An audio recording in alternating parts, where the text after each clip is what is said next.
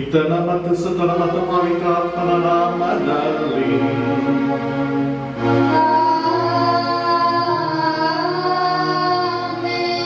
ನಮ್ಮ ಪ್ರಭು ಯೇಸು ಕ್ರಿಸ್ತರ ಕೃಪಾವರವು ದೇವರ ಪ್ರೀತಿಯು ಪವಿತ್ರಾತ್ಮನ ಅನ್ಯೋನ್ಯತೆಯು ನಿಮ್ಮೆಲ್ಲರೊಡನೆ ಇರಲಿ.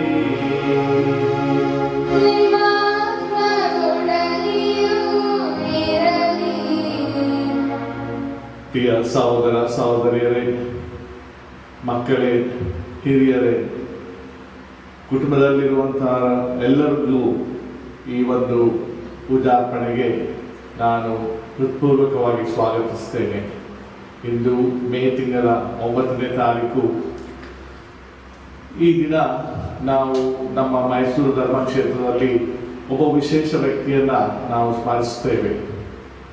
ಸುಮಾರು 35 ವರ್ಷಗಳ ಹಿಂದೆ ನಮ್ಮ ಧರ್ಮಕ್ಷೇತ್ರದ ಧರ್ಮಾಧ್ಯಕ್ಷರಾಗಿದ್ದಂತಹ ಅತಿ ವಂದನೀಯ ಡಾಕ್ಟರ್ ಮಾಥಿಯಾಸ್ ಫರ್ನಾಂಡಿಸ್ ಇವರ ಮರಣದ 35ನೇ ವಾರ್ಷಿಕೋತ್ಸವವನ್ನು ನಾವು ಮಾಡುತ್ತಿದ್ದೇವೆ, ವಾರ್ಷಿಕ ಸ್ಮರಣೆಯನ್ನು ಮಾಡುತ್ತಿದ್ದೇವೆ. ಇವರುಗಳು ಅತ್ಯುತ್ತಮವಾದಂತಹ ಮೇಷಪಾಲಕರಾಗಿದ್ದರು. ಜನರನ್ನು ಹಾಗೂ ಗುರುಗಳನ್ನು ಅತಿ ಪ್ರೀತಿಯಿಂದ ವಿಶ್ವಾಸದಿಂದ ನೋಡಿಕೊಳ್ಳುವಂತಹ ಉತ್ತಮವಾದ ಮೇಷಪಾಲಕರಾಗಿದ್ದರು. ಅವರು ಮರಣ ಹೊಂದಿ ಇಂದಿಗೆ 35 ವರ್ಷವಾಗಿದೆ. ಅವರ ಆತ್ಮಶಾಂತಿಗಾಗಿ ನಾವು ಇಂದು ವಿಶೇಷವಾಗಿ ಪ್ರಾರ್ಥಿಸೋಣ. ಅಷ್ಟೇ ಮಾತ್ರವಲ್ಲ, ಅವರು ಖಂಡಿತವಾಗಿಯೂ ದೇವರ ಸಾನ್ನಿಧ್ಯದಲ್ಲಿ ಇಂದು ಇದ್ದಾರೆ ಎಂದು ನಮ್ಮೆಲ್ಲರ ನಂಬಿಕೆ. ಆ ಒಂದು ಕಾರಣದಿಂದ ದಿವಂಗತರಾಗಿರುವಂತಹ ಈ ಧರ್ಮಾಧ್ಯಕ್ಷರ ಪ್ರಾರ್ಥನೆಗಳನ್ನು ನಮ್ಮೆಲ್ಲರಿಗಾಗಿ, ನಮ್ಮ ಧರ್ಮಕ್ಷೇತ್ರಕ್ಕಾಗಿ ಕೇಳಿಕೊಳ್ಳೋಣ. ಪ್ರಿಯರೇ, ನಾವು ಈಗ ಪಾಸ್ಕ ಕಾಲದಲ್ಲಿದ್ದೇವೆ. ಪಾಸ್ಕ ಕಾಲದಲ್ಲಿ ನಾವು ಬಹಳ ವಿಜೃಂಭಣೆಯಿಂದ ಯೇಸು ಸ್ವಾಮಿಯ ಜಯವನ್ನು ಕೊಂಡಾಡುತ್ತೇವೆ. ಯೇಸು ಕ್ರಿಸ್ತರು ಈ ಲೋಕದ ಮೇಲೆ, ಸೈತಾನನ ಮೇಲೆ, ಸಾವಿನ ಮೇಲೆ ವಿಜಯವನ್ನು ಸಾಧಿಸಿದರು. ಹೀಗೆ ಅವರು ನಮ್ಮ ರಕ್ಷಣೆಯನ್ನ ಒದಗಿಸಿಕೊಟ್ಟರು. ನಮ್ಮ ರಕ್ಷಣೆಯನ್ನು ತಂದಂತಹ ಯೇಸು ಕ್ರಿಸ್ತರು ನಮ್ಮ ನಿಜವಾದಂತಹ ನಾಯಕರಾಗಿದ್ದಾರೆ. ನಾವು ಈ ಪಾಸ್ಕ ಸಮಯದಲ್ಲಿ ಈ ನಮ್ಮ ರಕ್ಷಣೆಯನ್ನ ನಾವು ಪುನರೀಕರಿಸುತ್ತಾ ಕೊಂಡಾಡುತ್ತೇವೆ, ಆಚರಿಸುತ್ತೇವೆ. ಯೇಸು ಕ್ರಿಸ್ತರ ಪುನರುತ್ಥಾನ ಎಲ್ಲದಕ್ಕಿಂತ ಮಿಗಿಲಾಗಿ ಒಂದು ಸತ್ಯವನ್ನ ನಮಗೆ ತಿಳಿಸುತ್ತಿದೆ. ಈ ರೋಗ ರುಜಿನಗಳಿಂದ ತುಂಬಿರುವಂತಹ ಲೋಕಕ್ಕೆ, ನೋವು ಸಂಕಟಗಳಿಂದ ನರಳಾಡುತ್ತಿರುವಂತಹ ಈ ಮಾನವ ಕುಲಕ್ಕೆ, ನಿರಾಸೆಗಳಿಂದ, ಕಷ್ಟಗಳಿಂದ, ಅನೇಕ ರೀತಿಯ ದುಃಖಗಳಿಂದ ನಲಗುತ್ತಿರುವಂತಹ ಈ ಮಾನವ ಕುಲಕ್ಕೆ ಯೇಸು ಕ್ರಿಸ್ತರು ಭರವಸೆಯಾಗಿದ್ದಾರೆ. ಯೇಸು ಕ್ರಿಸ್ತರು ನಮ್ಮ ಭರವಸೆ. ಯೇಸು ಕ್ರಿಸ್ತರು ನಮ್ಮ ಪರಿಸ್ಥಿತಿಯನ್ನ ನಿಭಾಯಿಸಬಲ್ಲರು ಎಂಬ ಒಂದು ವಿಶ್ವಾಸ ಈ ಪಾಸ್ಕ ಕಾಲ ನಮಗೆ ತಿಳಿಸುತ್ತಿದೆ. ಕಾರಣ, ಇಡೀ ಪ್ರಪಂಚವನ್ನ ಪ್ರತಿನಿಧಿಸುವಂತಹ ಎಲ್ಲಾ ದುಷ್ಟಶಕ್ತಿಗಳನ್ನ, ಎಲ್ಲಾ ಸಂದರ್ಭಗಳನ್ನ ಮೀರಿ ಅವರು ವಿಜಯವನ್ನ ಸಾಧಿಸಿದ್ದಾರೆ. ಪುನರುತ್ಥಾನರಾಗಿ ನಮಗೆ ಹೊಸ ಜೀವನದ ಆಶ್ವಾಸನೆಯಾಗಿದ್ದಾರೆ. ಈ ಒಂದು ಸತ್ಯದಲ್ಲಿ ನಾವು ನಂಬುತ್ತಾ, ಯೇಸು ಕ್ರಿಸ್ತರೇ, ಪುನರುತ್ಥಾನರಾದ ಕ್ರಿಸ್ತರೇ ನಮ್ಮ ಜೀವನಗಳಿಗೆ ಆಗಮಿಸಿ ನಮಗೆ ನವಚೇತನವನ್ನ, ನವಜೀವನವನ್ನ ದಯಪಾಲಿಸಿ ನಮ್ಮನ್ನು ಉದ್ಧರಿಸಿ ನಮ್ಮ ಮನಗಳಿಗೆ ನೆಮ್ಮದಿಯನ್ನ, ಪುನರುತ್ಥಾನದ ಆನಂದವನ್ನ, ಸಂತೋಷವನ್ನ ನಮಗೆಲ್ಲರಿಗೂ ದಯಪಾಲಿಸಿ ಎಂದು ಈ ಪೂಜಾ ಸಮಯದಲ್ಲಿ ಬೇಡಿಕೊಳ್ಳೋಣ. ಈ ಪೂಜೆಯನ್ನು ಅರ್ಪಿಸಲು ಯೋಗ್ಯರಾಗುವಂತೆ ನಮ್ಮ ಪಾಪಗಳನ್ನು ಒಪ್ಪಿಕೊಂಡು ದೇವರ ಬಳಿ ಅವುಗಳಿಗಾಗಿ ಕ್ಷಮೆ ಬೇಡೋಣ. ಸರ್ವಶಕ್ತ ದೇವರಿಗೂ ಸಹೋದರ ಸಹೋದರಿಯರಿಗೂ ಯೋಚನೆಯಿಂದಲೂ, ನುಡಿಯಿಂದಲೂ, ನಡತೆಯಿಂದಲೂ, ಕರ್ತವ್ಯ ಲೋಪದಿಂದಲೂ ನಾನು ಅನೇಕ ಪಾಪಗಳನ್ನು ಮಾಡಿದ್ದೇನೆ. ನನ್ನ ಪಾಪವೇ, ನನ್ನ ಪಾಪವೇ, ನನ್ನ ಮಹಾಪಾಪವೇ. ಆದುದರಿಂದ ಕನಿಕೆಯಾದ ಸಂತ ಮರಿಯಮ್ಮನವರನ್ನು, ಸಕಲ ದೇವದೂತರನ್ನು, ಸಂತರನ್ನು, ಸಹೋದರ ಸಹೋದರಿಯರೇ, ನಿಮ್ಮನ್ನು ನನಗಾಗಿ ನಮ್ಮ ಪ್ರಭು ದೇವರನ್ನು ಪ್ರಾರ್ಥಿಸಬೇಕೆಂದು ಬೇಡಿಕೊಳ್ಳುತ್ತೇನೆ. ಸರ್ವಶಕ್ತ ದೇವರು ನಮಗೆ ದಯ ತೋರಿಸಿ ನಮ್ಮ ಪಾಪಗಳನ್ನೆಲ್ಲ ಕ್ಷಮಿಸಿ ನಮ್ಮೆಲ್ಲರನ್ನು ನಿತ್ಯ ಜೀವಕ್ಕೆ ಕರೆದೊಯ್ಯಲಿ. ಆಮೆನ್.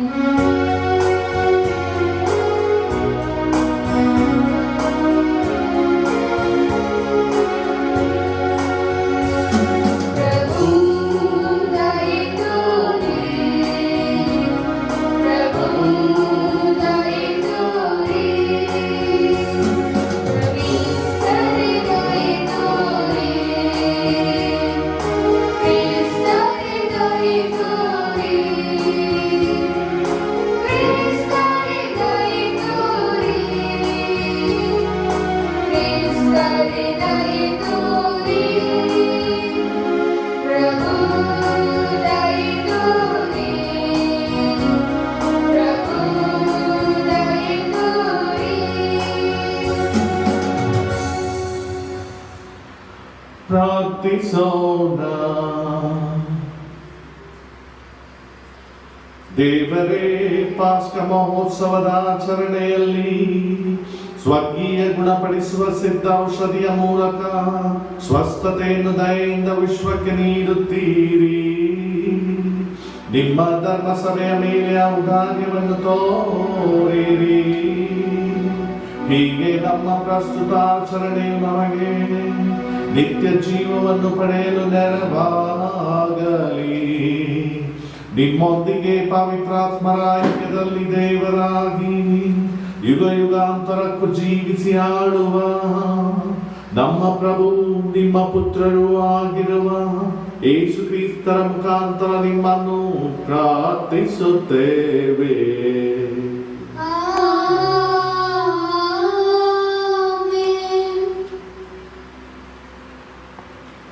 ಪ್ರೇಷಿತರ ಕಾರ್ಯಕಲಾಪಗಳಿಂದ ವಾಚನ. ಮುಂದಿನ ಸಬ್ಬತ್ ದಿನ ದೇವರ ವಾಕ್ಯವನ್ನು ಕೇಳಲು ನಗರಕ್ಕೆ ನಗರವೇ ಆಗಮಿಸಿತು. ಜನರು ತಂಡೋಪತಂಡವಾಗಿ ಬರುತ್ತಿರುವುದನ್ನು ಕಂಡು ಯಹೂದ್ಯರು ಮತ್ಸರಭರಿತರಾದರು. ಅವರು ಪೌಲನ ಮಾತಿಗೂ ವಿರೋಧವಾಗಿ ವಾದಿಸಿ ದೂಷಣೆ ಮಾಡತೊಡಗಿದರು. ಪೌಲ ಮತ್ತು ಬಾರ್ನಬ ಮತ್ತಷ್ಟು ಧೈರ್ಯದಿಂದ ಮಾತನಾಡಿದರು. ದೇವರ ವಾಕ್ಯವನ್ನು ಮೊಟ್ಟ ಮೊದಲು ನಿಮಗೆ ಬೋಧಿಸುವುದು ಅಗತ್ಯವಾಗಿತ್ತು. ಆದರೆ ನೀವು ಅದನ್ನು ನಿರಾಕರಿಸಿ ಅಮರ ಜೀವಕ್ಕೆ ಅಪಾತ್ರರೆಂದು ನಿಮ್ಮನ್ನು ನೀವೇ ತೀರ್ಮಾನಿಸಿಕೊಂಡಿರಿ. ಆದುದರಿಂದ ನಾವು ನಿಮ್ಮನ್ನು ಬಿಟ್ಟು ಅನ್ಯ ಧರ್ಮದವರ ಕಡೆ ಹೋಗುತ್ತೇವೆ. ಏಕೆಂದರೆ ಪ್ರಭು ನಮಗಿತ್ತ ಆಜ್ಞೆ ಹೀಗಿದೆ: ಅನ್ಯ ಧರ್ಮೀಯರಿಗೂ ಜ್ಯೋತಿಯನ್ನಾಗಿಯೂ ಇಡೀ ವಿಶ್ವಕ್ಕೆ ಜೀವೋದ್ಧಾರದ ಸಾಧನವಾಗಿಯೂ ನಾನು ನಿಮ್ಮನ್ನು ನೇಮಿಸಿದ್ದೇನೆ. ಇದನ್ನು ಕೇಳಿದ ಅನ್ಯ ಧರ್ಮೀಯರು ಸಂತೋಷಪಟ್ಟು ದೇವರ ಸಂದೇಶಕ್ಕಾಗಿ ಸ್ತುತಿಸಿದರು. ಅಮರ ಜೀವಕ್ಕೆ ಆಯ್ಕೆಯಾದ ಅವರೆಲ್ಲರೂ ವಿಶ್ವಾಸಿಗಳಾದರು. ಪ್ರಭುವಿನ ವಾಕ್ಯ ಆ ಪ್ರದೇಶದಲ್ಲೆಲ್ಲ ಹಬ್ಬಿ ಹರಡಿತು. ಯಹೂದ್ಯರಾದರೂ ದೇವಭಕ್ತೆಯರಾದ ಕುಲೀನ ಸ್ತ್ರೀಯರನ್ನು, ಪಟ್ಟಣದ ಪ್ರಮುಖ ಜನರನ್ನು ಪ್ರಚೋದಿಸಿದರು.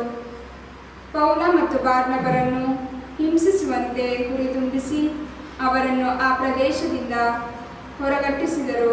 ಇದಕ್ಕೆ ಪ್ರತಿಯಾಗಿ ಪ್ರೇಷಿತರು ತಮ್ಮ ಪಾದಧೂಳನ್ನು ಜಾಡಿಸಿ ಇಕೋನಿಯಕ್ಕೆ ಹೊರಟು ಹೋದರು.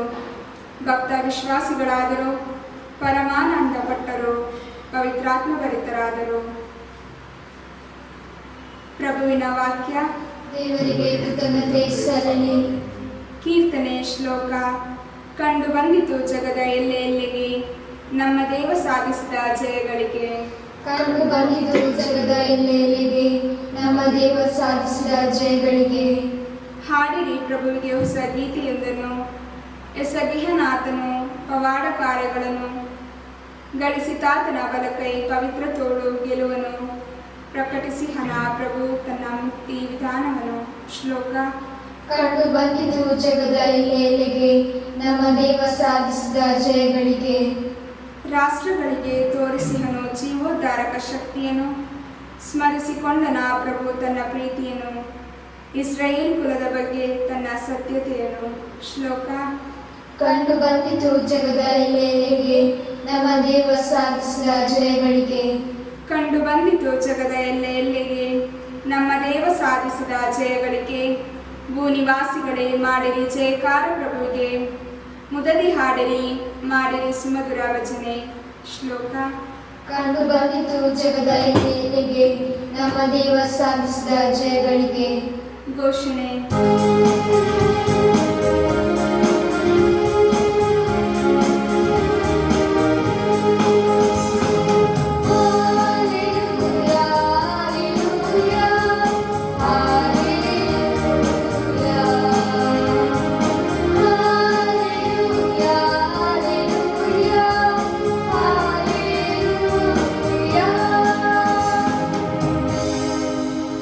ಯೇಸು ಕ್ರಿಸ್ತರನ್ನು ಮರಣದಿಂದ ಎಬ್ಬಿಸಲಾಯಿತು ಎಂಬುದನ್ನು ನಾವು ಬಲ್ಲೆವು.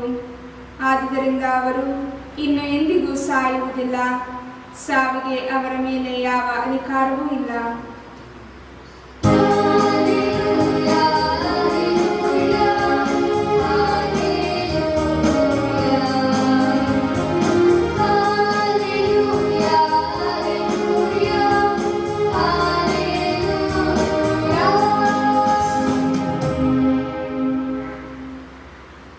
ಪ್ರಭು ಕ್ರಿಸ್ತರು ನಿಮ್ಮೊಡನೆ ಇರಲಿ. ನಿಮ್ಮ ಆತ್ಮದೊಡನೆಯೂ ಇರಲಿ. ಯೋವಾನರು ಬರೆದ ಪವಿತ್ರ ಶುಭ ಸಂದೇಶದಿಂದ ವಾಚನ. ಪ್ರಭು ನಿಮಗೆ ಮಹಿಮೆ ಸಲ್ಲಲಿ. ಆ ಕಾಲದಲ್ಲಿ ಯೇಸು ತಮ್ಮ ಶಿಷ್ಯರಿಗೆ ಹೀಗೆಂದರು, ನೀವು ನನ್ನನ್ನು ಅರಿತವರಾಗಿದ್ದರೆ ನನ್ನ ಪಿತನನ್ನು ಕೂಡ ಅರಿಯುತ್ತಿದ್ದಿರಿ. ಈಗಿನಿಂದ ಅವರನ್ನು ನೀವು ಅರಿತವರಾಗಿದ್ದೀರಿ ಹಾಗೂ ಕಂಡೂ ಇದ್ದೀರಿ ಎಂದು ನುಡಿದರು. ಆಗ ಫಿಲಿಪ್ಪನು, ಪ್ರಭು, ನಮಗೆ ಪಿತನನ್ನು ತೋರಿಸಿ ಅಷ್ಟೇ ಸಾಕು ಎಂದರು. ಅದಕ್ಕೆ ಉತ್ತರವಾಗಿ ಯೇಸು, ನಾನು ಇಷ್ಟು ಕಾಲ ನಿಮ್ಮೊಡನೆ ಇದ್ದರೂ ನಾನು ಯಾರೆಂಬುದನ್ನು ನೀನು ಅರಿತುಕೊಳ್ಳಲಿಲ್ಲವೇ? ನನ್ನನ್ನು ನೋಡಿದವನು ಪಿತನನ್ನೇ ನೋಡಿದವನಾಗಿದ್ದಾನೆ. ಹೀಗಿರುವಾಗ ಫಿಲಿಪ್ಪನೇ, ನಮಗೆ ಪಿತನನ್ನು ತೋರಿಸಿ ಎಂದು ಹೇಗೆ ಕೇಳುತ್ತೀರಿ? ನಾನು ಪಿತನಲ್ಲಿ ಇದ್ದೇನೆ, ಪಿತನು ನನ್ನಲ್ಲಿದ್ದಾರೆ. ಇದನ್ನು ನೀನು ವಿಶ್ವಾಸಿಸುವುದಿಲ್ಲವೇ? ನಾನು ನಿಮಗೆ ಹೇಳುವ ಮಾತುಗಳನ್ನು ನನ್ನಷ್ಟಕ್ಕೆ ನಾನೇ ಆಡುತ್ತಿಲ್ಲ, ಪಿತನೇ ನನ್ನಲ್ಲಿದ್ದುಕೊಂಡು ತಮ್ಮ ಕಾರ್ಯವನ್ನು ಸಾಧಿಸುತ್ತಾರೆ. ನಾನು ಪಿತನಲ್ಲಿ ಇದ್ದೇನೆ, ಪಿತನು ನನ್ನಲ್ಲಿ ಇದ್ದಾರೆ ಎನ್ನುವ ನನ್ನ ಮಾತುಗಳನ್ನು ವಿಶ್ವಾಸಿಸಿರಿ. ಇಲ್ಲವೇ ನಾನು ಸಾಧಿಸಿದ ಸುಕೃತ್ಯಗಳ ನಿಮಿತ್ತದಿಂದಾದರೂ ವಿಶ್ವಾಸಿಸಿರಿ. ನಾನು ನಿಮಗೆ ಸತ್ಯವಾಗಿ ಹೇಳುತ್ತೇನೆ, ನನ್ನಲ್ಲಿ ವಿಶ್ವಾಸವುಳ್ಳವನು ನಾನು ಸಾಧಿಸುವ ಕಾರ್ಯಗಳನ್ನು ಆತನು ಸಾಧಿಸುವನು. ಅಷ್ಟೇ ಏಕೆ, ಅವುಗಳಿಗಿಂತಲೂ ಮಹತ್ತಾದವುಗಳನ್ನು ಸಾಧಿಸುವನು. ಏಕೆಂದರೆ ನಾನು ಪಿತನ ಬಳಿಗೆ ಹೋಗುತ್ತೇನೆ. ಇದಲ್ಲದೆ ನೀವು ನನ್ನ ಹೆಸರಿನಲ್ಲಿ ಕೇಳಿಕೊಳ್ಳುವುದನ್ನೆಲ್ಲ ಮಾಡುತ್ತೇನೆ. ಹೀಗೆ ಪಿತನಿಗೆ ಪುತ್ರನಲ್ಲಿ ಮಹಿಮೆ ಉಂಟಾಗುವುದು. ಹೌದು, ನನ್ನ ಹೆಸರಿನಲ್ಲಿ ನೀವು ಏನನ್ನು ಕೇಳಿದರೂ ನಾನು ಅದನ್ನು ಮಾಡಿಯೇ ತೀರುವೆನು ಎಂದು ನುಡಿದರು. ಪ್ರಭುವಿನ ಶುಭ ಸಂದೇಶ. ಕ್ರಿಸ್ತರೇ, ನಿಮಗೆ ಸ್ತುತಿ ಸಲ್ಲಲಿ.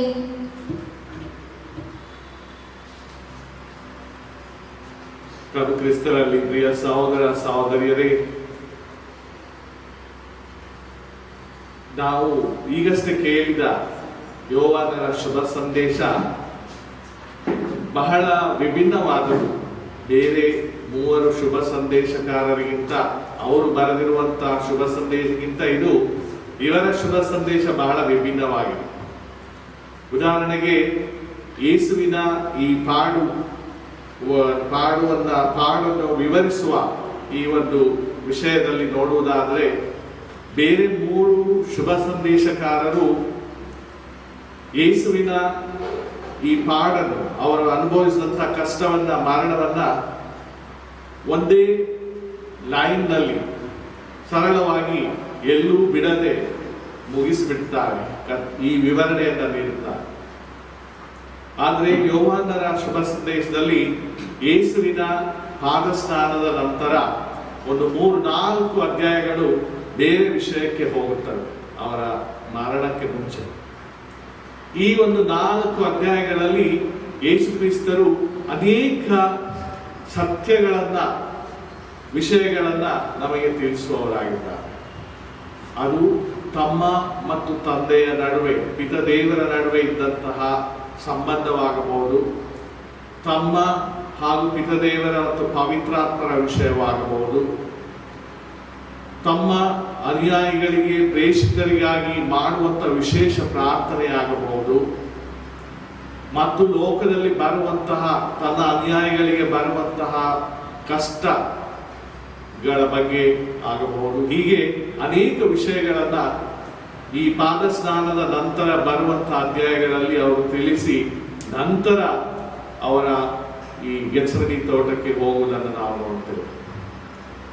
ಇಂದಿನ ಶುಭ ಸಂದೇಶದಲ್ಲಿ ನಾವು ನೋಡುವುದೇನೆಂದರೆ, ಇದು ಕೂಡ ಯೇಸು ಸ್ವಾಮಿಯ ಪಾದಸ್ನಾನದ ಹಿನ್ನೆಲೆಯಲ್ಲಿ ಬರುವಂತಹ ಒಂದು ವಿಷಯ. ಇಲ್ಲಿ ನಮಗೆ ಒಂದು ವಿಶೇಷವಾದಂತಹ ಸತ್ಯಾಂಶವನ್ನ ಯೇಸು ಕ್ರಿಸ್ತರು ತಿಳಿಸಿದ್ದಾರೆ. ಆ ಸತ್ಯ ಏನೆಂದರೆ, ತಾವು ಪಿತದೇವರ ಬಳಿಗೆ ಹೋಗುವಂತಹ ಮಾರ್ಗ.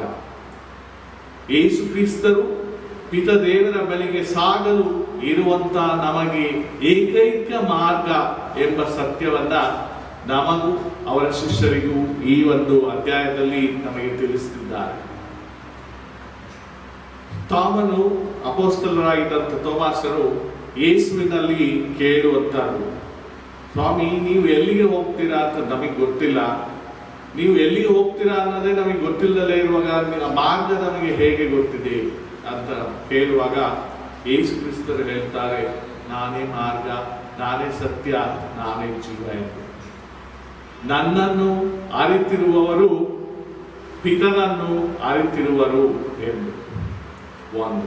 ಎರಡನೇದಾಗಿ ಮತ್ತೊಮ್ಮೆ ಫಿಲಿಪ್ಪನು ಯೇಸು ಸ್ವಾಮಿಯನ್ನ ಪ್ರಶ್ನಿಸುತ್ತಾರೆ, ಸ್ವಾಮಿ, ನಮಗೆ ಪಿತನನ್ನು ತೋರಿಸಿಕೊಡಿ ಎಂದು.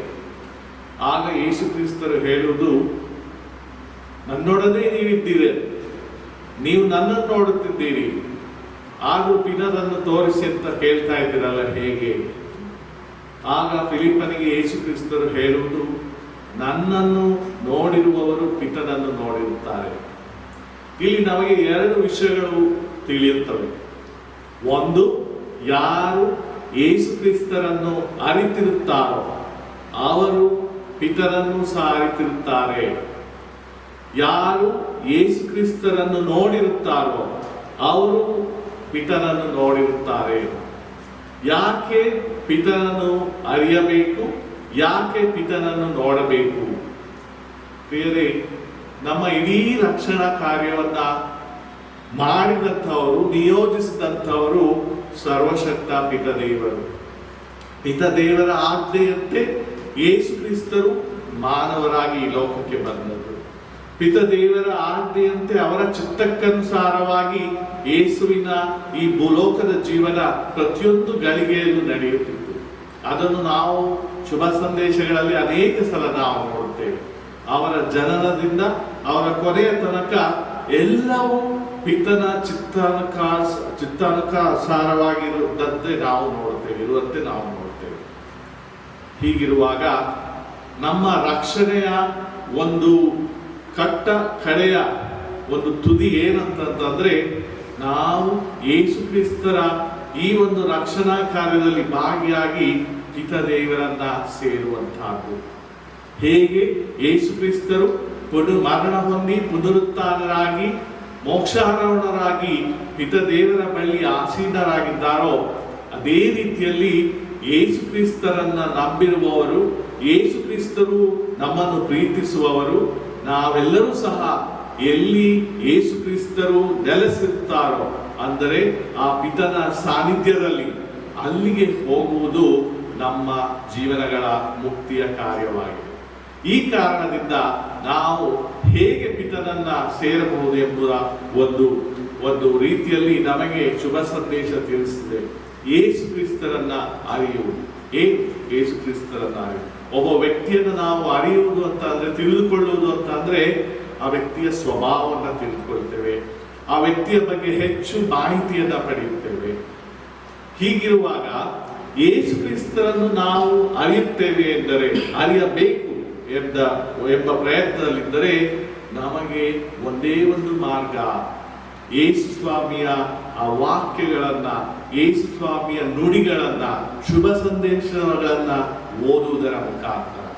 ನಾವು ಶುಭ ಸಂದೇಶವನ್ನು ಓದುವಾಗ ಯೇಸು ಕ್ರಿಸ್ತರ ವ್ಯಕ್ತಿತ್ವದ ಪರಿಚಯ ನಮಗಾಗುತ್ತದೆ, ಯೇಸು ಕ್ರಿಸ್ತರ ವ್ಯಕ್ತಿತ್ವದ ಒಂದು ಅನುಭವ ನಮಗಾಗುತ್ತದೆ.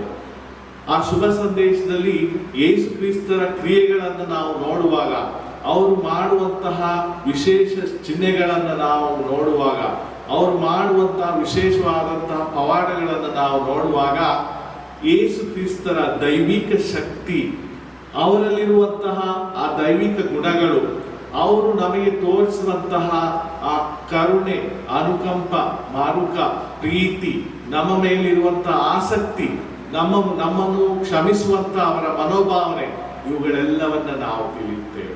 ಯಾವಾಗ ಯೇಸುವಿನ ಈ ಗುಣಗಳನ್ನ ಅರಿತು ನಾವು ಯೇಸುವಿಗೆ ಸಮೀಪವಾಗುತ್ತೇವೆ, ಯೇಸುವನ್ನ ಸಮೀಪವಾದಾಗ, ಯೇಸುವಿನ ನಾವು ಸಾನ್ನಿಧ್ಯಕ್ಕೆ ನಾವು ಹೋದಾಗ ನಾವು ಪಿತದೇವರನ್ನ ಸೇರಿದಂತೆ.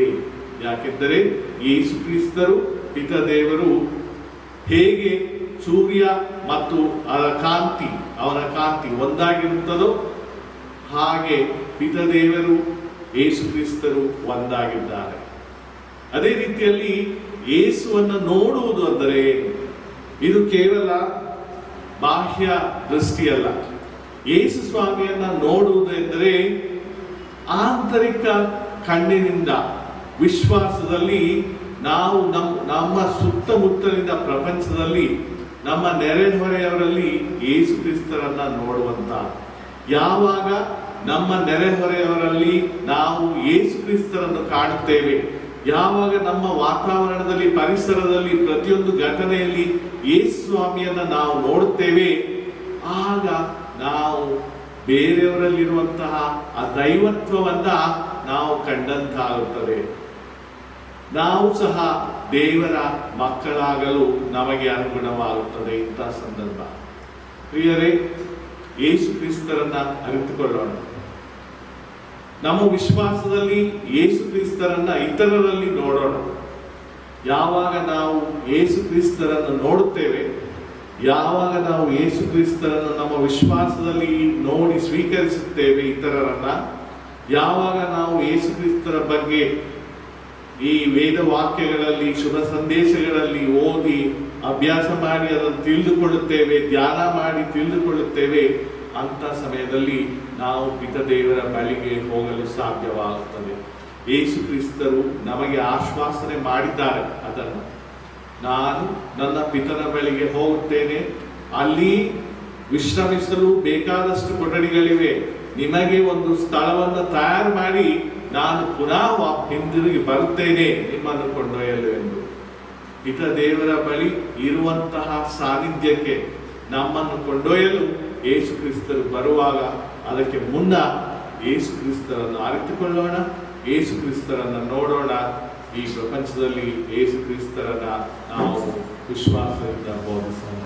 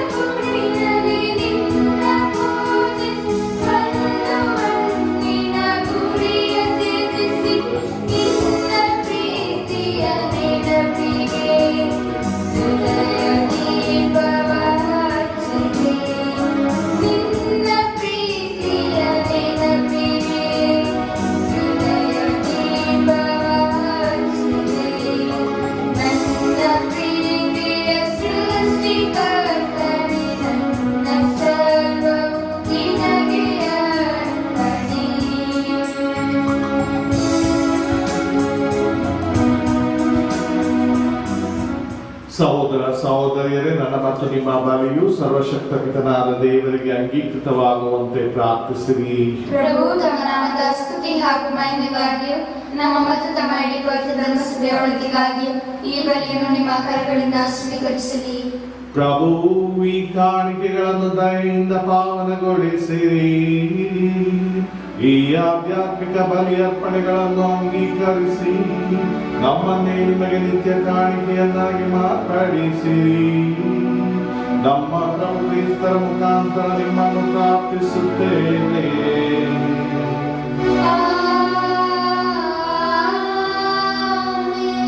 ಪ್ರಭು ನಿಮ್ಮೊಡನೆ ಇರಲಿ. ನಿಮ್ಮ ಆತ್ಮದೊಡನೆಯೂ ಇರಲಿ. ನಿಮ್ಮ ಹೃದಯಗಳನ್ನು ಮೇಲಕ್ಕೆತ್ತಿರಿ. ಪ್ರಭುವಿನ ಕಡೆಗೆ ಎತ್ತಿದ್ದೇವೆ. ನಮ್ಮ ಪ್ರಭು ದೇವರಿಗೆ ಕೃತಜ್ಞತೆಯನ್ನು ಸಲ್ಲಿಸೋಣ. ಅದು ಯೋಗ್ಯ ಮತ್ತು ನ್ಯಾಯವಾಗಿದೆ. ಪ್ರಭು ಪವಿತ್ರ ಪಿತನೇ, ಸರ್ವಶಕ್ತ ನಿತ್ಯ ದೇವರೇ, ಸಕಲ ಸಂತರನ್ನು ಗೌರವಿಸುವುದರಲ್ಲಿ ನಿಮ್ಮ ಮಹತ್ ಕಾರ್ಯಗಳನ್ನು ಸ್ತುತಿಸುತ್ತೇವೆ. ಅಂತೆಯೇ ವಿಶೇಷವಾಗಿ ಪರಿಶುದ್ಧ ಕನ್ಯಾಮರಿಯಮ್ಮನವರ ಸ್ಮರಣೆಯನ್ನು ಆಚರಿಸುತ್ತಿರುವ ನಾವು ಆಕೆಯ ಕೃತಜ್ಞತಾ ಸ್ತುತಿಗೀತೆಯನ್ನು ಆಧರಿಸುತ್ತಾ ನಿಮ್ಮ ಕರುಣೆಯನ್ನು ಘೋಷಿಸುವುದು ನಿಜವಾಗಿ ಯೋಗ್ಯವೂ ನ್ಯಾಯವೂ ಆಗಿದೆ. ನಮ್ಮ ಕರ್ತವ್ಯವೂ ರಕ್ಷಣೆಯೂ ಆಗಿದೆ. ಏಕೆಂದರೆ ಜಗತ್ತಿನ ಮೂಲೆ ಮೂಲೆಗೂ ನೀವು ನಿಜವಾಗಿಯೂ ಕಾರ್ಯಗಳನ್ನು ಎಸಗಿದ್ದೀರಿ ಹಾಗೂ ನಿಮ್ಮ ಪರಿಮಿತ ದಯೆಯನ್ನು ಯುಗಾಂತರಕ್ಕೂ ವಿಸ್ತರಿಸಿದ್ದೀರಿ. ನಿಮ್ಮ ಸೇವಕಿಯ ದೀನತೆಯನ್ನು ವೀಕ್ಷಿಸಿ ನಮ್ಮ ಪ್ರಭು ನಿಮ್ಮ ಪುತ್ರರು ಆದ ಯೇಸು ಕ್ರಿಸ್ತರನ್ನು ಆಕೆಯ ಮೂಲಕ ನಮ್ಮ ರಕ್ಷಕರನ್ನಾಗಿ ನೀಡಿದ್ದೀರಿ. ಅವರ ಮುಖಾಂತರವೇ ದೂತಗಣಗಳು ನಿಮ್ಮ ಮಹತ್ವವನ್ನು ಆರಾಧಿಸುತ್ತಾ ನಿಮ್ಮ ಸನ್ನಿಧಿಯಲ್ಲಿ ಆನಂದಿಸುತ್ತವೆ. ನಮ್ಮ ಸ್ವರಗಳನ್ನು ಅವರ ಸ್ವರಗಳೊಂದಿಗೆ ಸೇರಿಸಿರಿ ಎಂದು ಪ್ರಾರ್ಥಿಸುತ್ತಾ ಒಂದೇ ಕಂಠದಿಂದ ನಿಮ್ಮ ಸ್ತುತಿಯನ್ನು ಅಮಿತಾನಂದದಿಂದ ಘೋಷಿಸುತ್ತೇವೆ.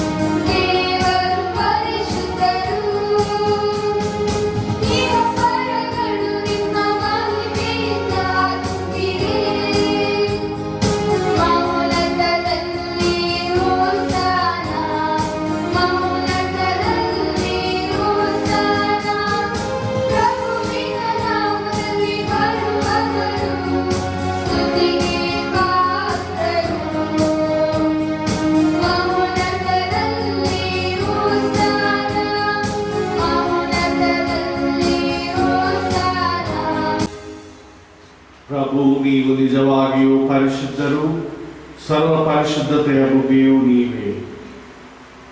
ಈ ಕೊಡುಗೆಗಳ ಮೇಲೆ ನಿಮ್ಮ ಪವಿತ್ರಾತ್ಮರನ್ನು ಇಬ್ಬನಿಯಂತೆ ಸುರಿಸಿ ಸಾಮನೆಗೊಳಿಸು ಎಂದು ಪ್ರಾರ್ಥಿಸುತ್ತೇವೆ. ನಮಗಿಯೂ ನಮ್ಮ ಪ್ರಭು ಯೇಸು ಕ್ರಿಸ್ತರ ಶರೀರ ಮತ್ತು ರಕ್ತವಾಗುವಂತೆ ಮಾಡಿರಿ. ಅವರನ್ನು ಪರಾಧೀನ ಮಾಡಲಾದ ಸಮಯದಲ್ಲಿ ಸ್ವಇಚ್ಛೆಯಿಂದ ತಮ್ಮ ಯಾತನೆಗೆ ಒಳಗಾದಾಗ ಅವರು ರೊಟ್ಟಿಯನ್ನು ತೆಗೆದುಕೊಂಡು ಕೃತಜ್ಞತೆಯನ್ನು ಸಲ್ಲಿಸಿ ಅದನ್ನು ಮುರಿದು ತಮ್ಮ ಶಿಷ್ಯರಿಗೆ ಕೊಡುತ್ತಾ ಹೀಗೆಂದರು: ತೆಗೆದುಕೊಳ್ಳಿ, ಇದನ್ನು ನೀವೆಲ್ಲರೂ ಭುಜಿಸಿರಿ, ಏಕೆಂದರೆ ಇದು ನಿಮಗಾಗಿ ಒಪ್ಪಿಸಲಾಗುವ ನನ್ನ ಶರೀರ.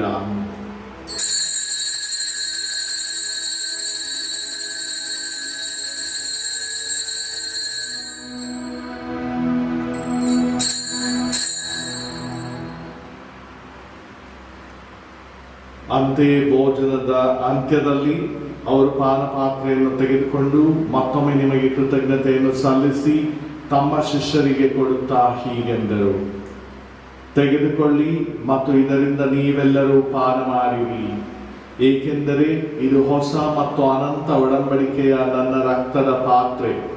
ಈ ರಕ್ತವು ನಿಮ್ಮ ಮತ್ತು ಅನೇಕರ ಪಾಪಗಳ ಪರಿಹಾರಕ್ಕಾಗಿ ಸುರಿಸಲಾಗುವುದು. ಇದನ್ನು ನನ್ನ ಸ್ಮರಣೆಗಾಗಿ ಮಾಡಿರಿ.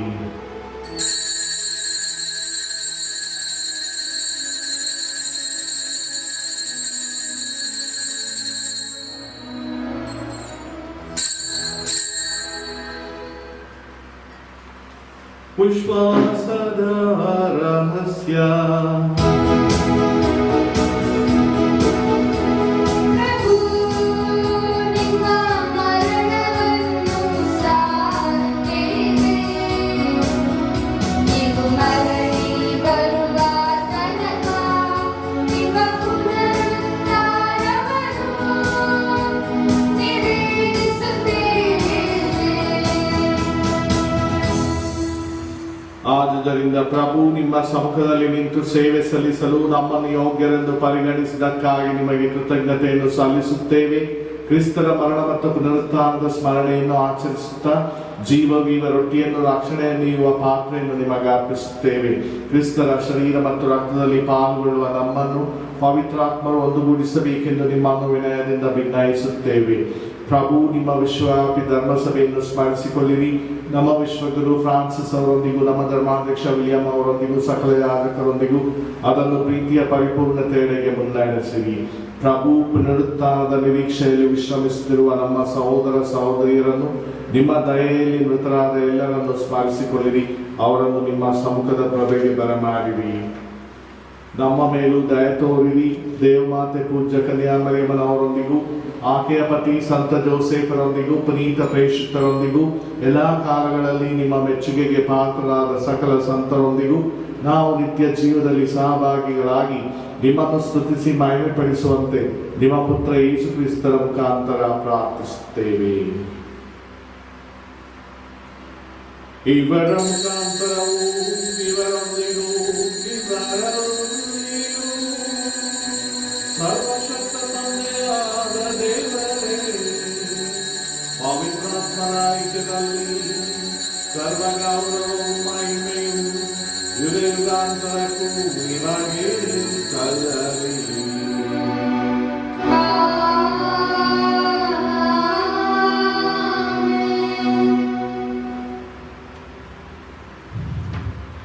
ರಕ್ಷಕರ ಆಜ್ಞೆಯ ಪ್ರಕಾರ ದೈವ ಬೋಧನೆಯಿಂದ ಶಿಕ್ಷಿತರಾಗಿ ಧೈರ್ಯದಿಂದ ನಾವು ಹೇಳುತ್ತೇವೆ, ಸ್ವರ್ಗದಲ್ಲಿರುವ ನಮ್ಮ ತಂದೆಯೇ, ನಿಮ್ಮ ನಾಮ ಪೂಜಿತವಾಗಲಿ, ನಿಮ್ಮ ರಾಜ್ಯ ಬರಲಿ, ನಿಮ್ಮ ಚಿತ್ತ ಸ್ವರ್ಗದಲ್ಲಿ ನೆರವೇರುವ ಪ್ರಕಾರ ಭೂಮಿಯಲ್ಲಿಯೂ ನೆರವೇರಲಿ. ನಮ್ಮ ಅಗ್ಗದ ಆಹಾರವನ್ನು ಇಂದು ನಮಗೆ ನೀಡಿರಿ. ನಮಗೆ ತಪ್ಪು ಮಾಡಿದವರನ್ನು ನಾವು ಕ್ಷಮಿಸುವ ಪ್ರಕಾರ ನಮ್ಮ ಪಾಪಗಳನ್ನು ಕ್ಷಮಿಸಿ, ನಮ್ಮನ್ನು ಶೋಧನೆಗೆ ಒಳಪಡಿಸಿ ಕೀಡಿನಿಂದ ನಮ್ಮನ್ನು ರಕ್ಷಿಸಿ. ಪ್ರಭು ಸಕಲ ಕೇಡುಗಳಿಂದ ನಮ್ಮನ್ನು ರಕ್ಷಿಸಲೆಂದು ಪ್ರಾರ್ಥಿಸುತ್ತೇವೆ. ನಿಮ್ಮ ದಯೆಯ ನೆರವನ್ನು ಪಡೆದು ಪಾಪದಿಂದ ಸದಾ ವಿಮುಕ್ತರಾಗಿ ಎಲ್ಲಾ ಸಂಕಷ್ಟಗಳಿಂದ ಸುರಕ್ಷಿತರಾಗಿರುವಂತೆ ನಮ್ಮ ಜೀವಮಾನದಲ್ಲಿ ಶಾಂತಿಯನ್ನು ದಯೆಯಿಂದ ಕರುಣಿಸಿರಿ. ನಾವು ಸ್ವರ್ಗಾನಂದವನ್ನು ನಮ್ಮ ರಕ್ಷಕ ಯೇಸು ಕ್ರಿಸ್ತರ ಆಗಮನವನ್ನು ನಿರೀಕ್ಷಿಸುತ್ತಿದ್ದೇವೆ. ಏಕೆಂದರೆ ರಾಜ್ಯಭಾರವು ಅಧಿಕಾರವು ಮಹಿಮೆಯು ಯುಗಾಂತರಕ್ಕೂ ನಿಮ್ಮದೇ. ಪ್ರಭು ಯೇಸು ಕ್ರಿಸ್ತರೇ, ನಿಮ್ಮ ಪ್ರೇಷಿತರಿಗೆ ನಿಮಗೆ ಶಾಂತಿಯನ್ನು ಬಿಟ್ಟು ಹೋಗುತ್ತೇನೆ, ನನ್ನ ಶಾಂತಿಯನ್ನು ನಿಮಗೆ ಕೊಡುತ್ತೇನೆ ಎಂದು ಹೇಳ್ತೀರಿ. ನಮ್ಮ ಪಾಪಗಳನ್ನು ಲಕ್ಷಿಸದೆ ನಿಮ್ಮ ಧರ್ಮಸಭೆಯ ವಿಶ್ವಾಸವನ್ನು ವೀಕ್ಷಿಸಿರಿ. ಅದಕ್ಕೆ ನಿಮ್ಮ ಚಿತ್ರದ ಪ್ರಕಾರ ಶಾಂತಿಯನ್ನು ಐಕ್ಯತೆಯನ್ನು ದಯೆಯಿಂದ ದಯಪಾಲಿಸಿರಿ. ಯುಗಾಂತರಕ್ಕೂ ಜೀವಿಸಿ ಆಳುವ ನಿಮ್ಮನ್ನು ಪ್ರಾರ್ಥಿಸುತ್ತೇವೆ. ಆಮೆನ್. ಪ್ರಭುವಿನ ಶಾಂತಿ ಸದಾ ನಿಮ್ಮಲ್ಲಿರಲಿ, ನಿಮ್ಮ ಆತ್ಮದೊಡನೆ ಇರಲಿ. ಸಹೋದರ ಸಹೋದರಿಯರೇ, ಪರಸ್ಪರ ಶಾಂತಿಯನ್ನು ಕೋರೋಣ.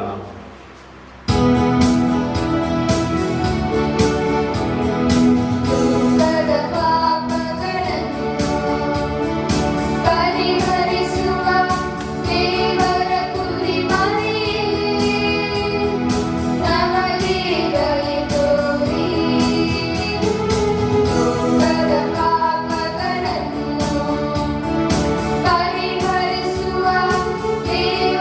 ಕುರಿಮರಿಯೇ,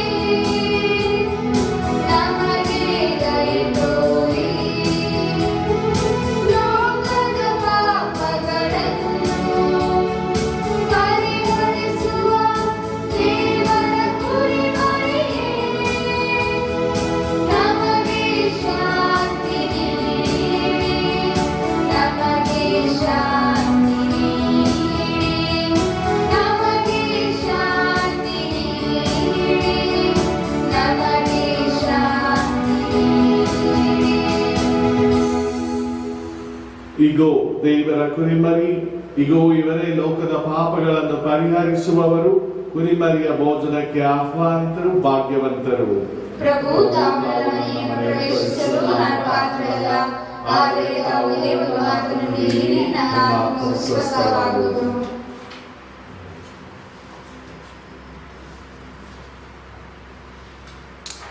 ಆಧ್ಯಾತ್ಮಿಕ ಪರಮಪ್ರಸಾದ ಸ್ವೀಕಾರ ಪ್ರಾರ್ಥನೆ. ಪ್ರಭುವೇ, ನೀವು ನನ್ನ ಮನೆಗೆ ಪ್ರವೇಶಿಸಲು ನಾನು ಪಾತ್ರನಲ್ಲ, ಆದರೂ ತಾವು ಒಂದು ಮಾತನ್ನು ನುಡಿಯಿರಿ ಎಂದು ಪ್ರಾರ್ಥಿಸಿದ ಶತಾಧಿಪತಿಯಂತೆ ನಾವು ಈಗ ನಿಮ್ಮ ಪವಿತ್ರ ಪಾದಕ್ಕೆ ಶರಣಾಗಿ ಪ್ರಾರ್ಥಿಸುತ್ತೇವೆ. ಪ್ರಿಯ ಯೇಸುವೆ, ನಾವು ಅಯೋಗ್ಯರಾಗಿದ್ದರೂ ನಮ್ಮ ಅಯೋಗ್ಯತೆಯನ್ನು ಲೆಕ್ಕಿಸದೆ ನಮ್ಮ ಹೃದಯಗಳಿಗೆ ಆಗಮಿಸಿ ನಿಮ್ಮ ಪ್ರೀತಿಯಲ್ಲೂ ಅನುಗ್ರಹದಲ್ಲೂ ನಾವು ನೆಲೆಸಲು ನಮ್ಮಲ್ಲಿ ಬನ್ನಿ. ನಿಮ್ಮ ಮಕ್ಕಳಾಗಿ ಜೀವಂತ ಸಾಕ್ಷಿಗಳಾಗಿ ನಿಮ್ಮ ಶುಭ ಸಂದೇಶದಂತೆ ಜೀವಿಸುವವರಾಗಿ ನಮ್ಮನ್ನು ಮಾರ್ಪಡಿಸಲು ಬನ್ನಿ. ತಂದೆಯ ಚಿತ್ತದಂತೆ ಜೀವಿಸಲು ನಮಗೆ ನೆರವಾಗಲು ಬನ್ನಿ. ಸತ್ಕ್ರಿಯೆಗಳನ್ನು ಮಾಡಲು ಆಸಕ್ತಿಯುಳ್ಳವರಾಗಿ ಎಲ್ಲ ಕೇಡುಗಳಿಂದಲೂ ಬಿಡುಗಡೆ ಹೊಂದಿದವರಾಗಿ ಜೀವಿಸಲು ನಮ್ಮನ್ನು ಮುನ್ನಡೆಸಲು ಬನ್ನಿ. ಎಲ್ಲ ಒಳಿತಿನಿಂದಲೂ ವರದಾನಗಳಿಂದಲೂ ನಮ್ಮನ್ನು ತುಂಬಿಸಲು ಬನ್ನಿ. ಆಮೆನ್.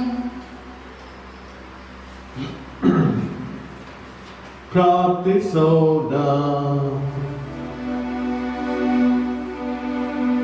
ಪ್ರಭು, ಪವಿತ್ರ ರಹಸ್ಯದ ಕೊಡುಗೆಗಳನ್ನು ನಾವು ಸ್ವೀಕರಿಸಿದ್ದೇವೆ.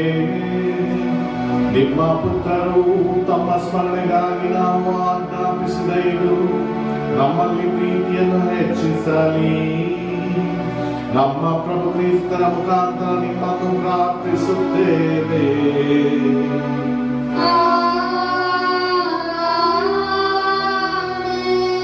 ಪ್ರಭು ನಿಮ್ಮೊಡನೆ ಇರಲಿ.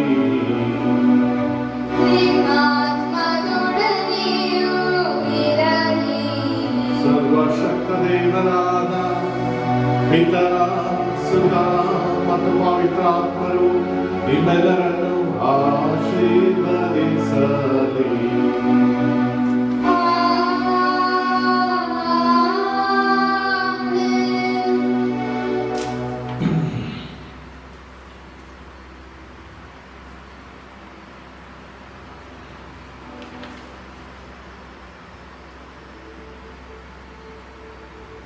ಹೋಗಿ ಬನ್ನಿ, ಬಲಿಯರ್ಪಣೆ ಮುಗಿಯಿತು. ದೇವರಿಗೆ ಕೃತಜ್ಞತೆ ಸಲ್ಲಲಿ.